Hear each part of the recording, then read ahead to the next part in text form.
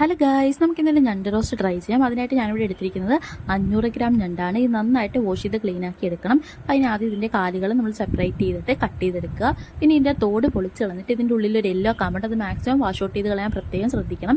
കാരണം അത് ഇരുന്ന് കഴിഞ്ഞാൽ നമുക്ക് പെട്ടെന്ന് വയറുവേനയൊക്കെ വരാൻ ചാൻസ് ഉണ്ട്. എന്നിട്ട് ഇത് നമുക്ക് മസാല പുരട്ടിയെടുക്കുക. അതിനായിട്ട് 1 ടേബിൾ സ്പൂൺ ഉപ്പ്, 1 ടേബിൾ സ്പൂൺ മഞ്ഞൾപ്പൊടി, 2 ടേബിൾ സ്പൂൺ മുളക് പൊടി, 2 ടേബിൾ സ്പൂൺ മല്ലിപ്പൊടി, ഒരു ചെറിയ ടേബിൾ സ്പൂൺ മീറ്റ് മസാല, അല്ലെങ്കിൽ നിങ്ങൾക്ക് ഓപ്ഷനിൽ ചിക്കൻ മസാല ആഡ് ചെയ്ത് കൊടുക്കാം.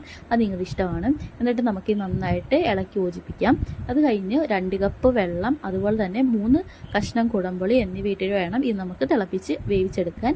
അത് കഴിയുമ്പോഴത്തേക്ക് നമുക്ക് ഇതിൻ്റെ ഗ്രേവി പ്രിപ്പയർ ചെയ്യാം. അപ്പോൾ ഈ ചാനൽ ആദ്യമായിട്ടാണ് കാണുന്നതെങ്കിൽ ഒന്ന് സബ്സ്ക്രൈബ് ചെയ്ത് സപ്പോർട്ട് ചെയ്തേക്കണേ. അപ്പോൾ ഗ്രേവി പ്രിപ്പയർ ആയിട്ട് 3 കഷ്ണം സവോള, അതുപോലെ തന്നെ നമുക്ക് ഇഞ്ചി വേണം ഒരു ചെറിയ കഷ്ണം, ഏരട്ടല്ലി വെളുത്തുള്ളി, പിന്നെ പച്ചമുളക് 3 എണ്ണം സ്ലൈസ് ചെയ്തത് എന്നിവയാണ് വേണ്ടത്. എന്നിട്ട് നമുക്ക് ഒരു പാൻ ചൂടാക്കി അതിലോട്ട് നമ്മുടെ ഉലുവ 1 ടേബിൾ സ്പൂൺ ഇട്ട് കൊടുക്കാം. അതിനുശേഷം ഈ ചേരുവകളുടെ കൂടെ തേങ്ങാക്കൊത്തും അതുപോലെ തന്നെ കറിവേപ്പിലയും, പിന്നെ നമുക്ക് വേണ്ടത് ബിരിയാണിയില 2 എണ്ണമാണ്.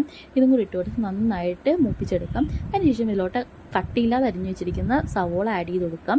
അതിലോട്ട് 1 ടേബിൾ സ്പൂൺ ഉപ്പ്, 2 ടേബിൾ സ്പൂൺ മഞ്ഞൾപ്പൊടി എന്നിവയിട്ട് നന്നായിട്ട് ഇളക്കി യോജിപ്പിച്ച് കൊടുക്കാം. അപ്പോൾ ഏകദേശം ഇത് പെട്ടെന്ന് വഴണ്ടി വരും. ഏകദേശം പകുതി വഴണ്ടി വരുമ്പോൾ തന്നെ നമുക്ക് 1 ടേബിൾ സ്പൂൺ കുരുമുളക് പൊടി കൂടി ഇട്ട് കൊടുക്കാം. പിന്നെ നന്നായി വഴണ്ടി വന്നതിന് ശേഷം 1 ടേബിൾ സ്പൂൺ മുളക് പൊടി, 2 tablespoon meat masala, 1 tablespoon മല്ലിപ്പൊടി എന്നിവ ഇട്ടിട്ട് നന്നായിട്ട് ഇളക്കി യോജിപ്പിച്ച് കുറച്ച് എണ്ണയും കൂടെ അയച്ചു കഴിഞ്ഞാൽ ഇവിടെ ഗ്രേവി റെഡി ആയിട്ടുണ്ട്. ഇനി ഇത് നമുക്ക് തിളച്ച് വരുന്ന ഞണ്ടിലോട്ട് ഇട്ട് കൊടുക്കാം. അപ്പോൾ നമ്മുടെ കറി ഇവിടെ റെഡി